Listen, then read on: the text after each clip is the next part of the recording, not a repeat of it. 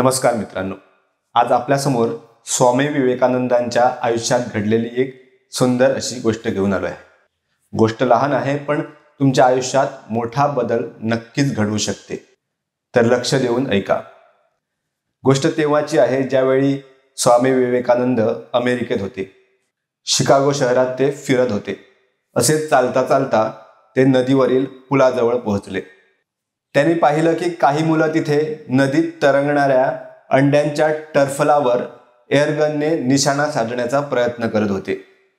मात्र एकाही मुलाचा निशाणा लागत नव्हता। प्रत्येक जण आळीपाळीने निशाणा लावण्याचा प्रयत्न करत होता, मात्र एकाचाही निशाणा लागत नव्हता। प्रत्येकाचा नेम चुकत होता। स्वामी विवेकानंद समोर आले आणि म्हणाले, मी प्रयत्न करून पाहू का? स्वामीजींनी एअरगन घेतलं आणि एकामागून एक टर्फल उडवली, एकदाही निशाणा न चुकता। स्वामींची नेमबाजी पाहून त्या मुलांना आश्चर्य वाटलं। त्यातील एक मुलगा म्हणाला, स्वामीजी, यासाठी तुम्ही भरपूर प्रयत्न केले असतील। या अचूक नेमबाजी मागे काय रहस्य आहे? आपण कोणती शक्कल लढवतात?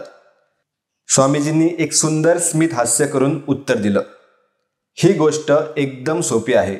तुम्ही कोणतेही काम हाती घ्याल ते पूर्णपणे लक्ष देऊन, म्हणजे 100% त्याच एका गोष्टीवर लक्ष केंद्रित करून केलात तर नक्कीच यशस्वी व्हाल।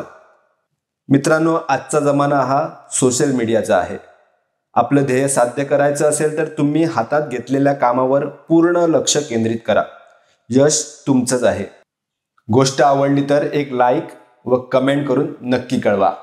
आनंदी रहा व यशस्वी व्हा। धन्यवाद।